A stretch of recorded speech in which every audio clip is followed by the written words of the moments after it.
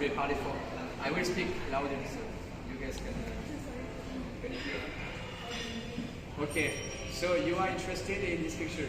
Many people are interested. First of all, this is Evie. That's her name, namanya Evie. This is a photo that a few of you guys maybe have seen. This was a very viral photos back in actually last year. I took this one in October 2022 when I met Evie and her family. So there is a full story behind this picture, but I will try to be short because you can read on the website as well the story and everything. First of all, it was kind of like a chance encounter. I was traveling back in West Java. I made a book for Paridon Kamil, the West Java governor, and I met Evie. And of course, what we can see in Evie is the blue eyes. People are like, okay, what is it? Why she has blue eyes? Did you Photoshop it? Answer is no, I don't Photoshop like this my pictures. I keep it as natural as possible. However, I want to mention that this is the only portrait that I kind of like staged. I didn't meet Evie with the Karimbong, with the traditional headscarf.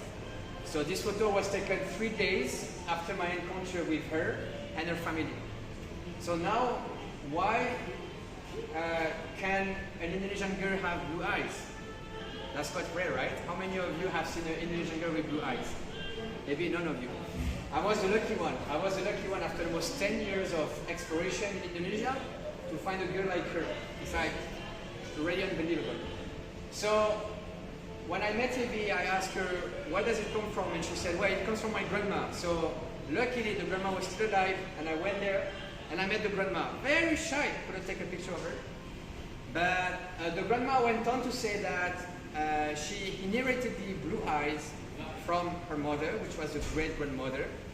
And by the time the great-grandmother was pregnant with Evie's grandmother, the woman was craving for grilled fish. So she would eat a lot of fish. This is the story of the family. This is just what I forward from the family. And back then, it was a very big family. They had 9 kids. And among the 9 kids, only the grandmother was born with the blue eyes. So the family considered it as a true miracle. They could not understand. They suspected that maybe they were like some kind of like Dutch ancestry, but this was also like highly unlikely. So when the mother was born, Evie's mother was born, the gene got perpetuated.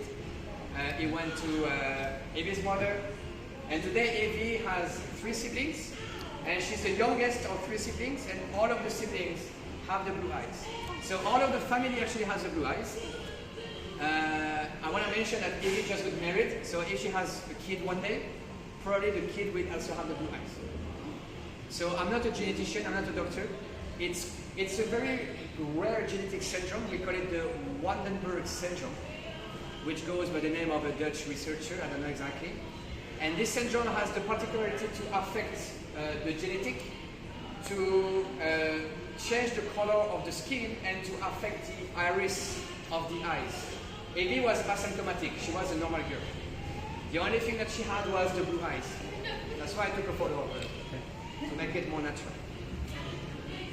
So yeah, that was the story in a nutshell. And her siblings have blue eyes? All of the siblings have the blue eyes. Skin? But she has an older sister, and this kind of genetic condition can affect deafness. So the older sister was deaf and mute. She couldn't hear. Yeah.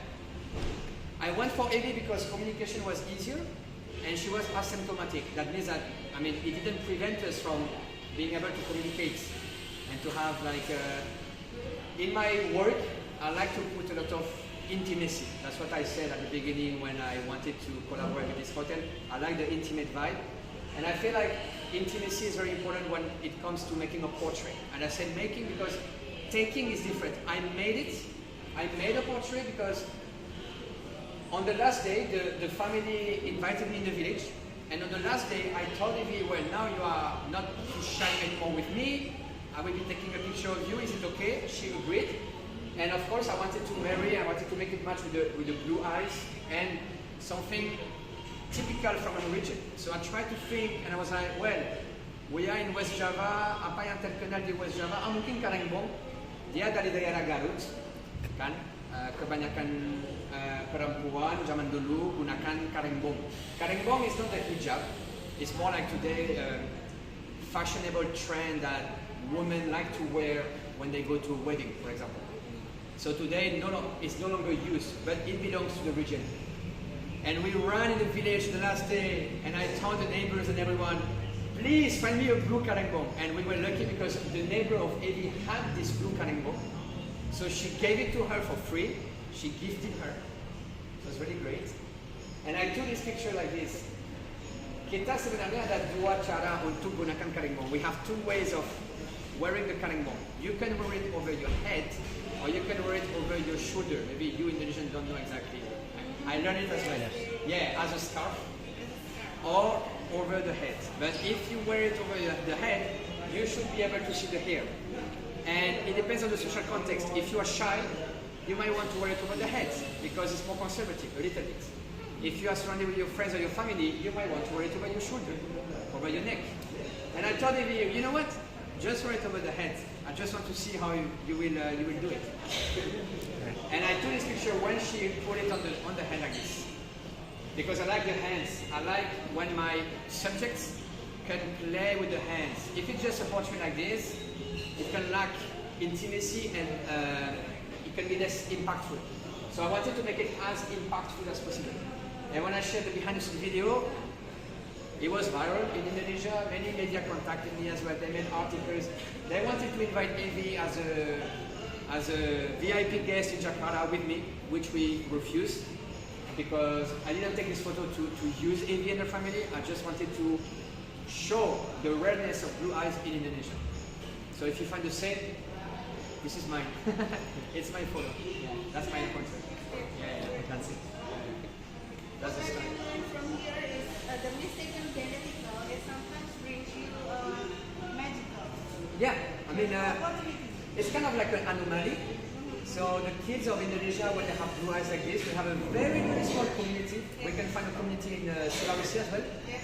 They are not considered as the rest of Indonesia, so they don't feel socially included. I talk with the mother as well. But I wanted to put like, one of my vision, what I do is like, trying to turn imperfection into strength and inspiration. So I want to try to inspire people despite the difference that you can find. Because everybody is beautiful their own way. So that was the point. Okay. That's really great. Yeah. I Terima think kasih. you need to have your glass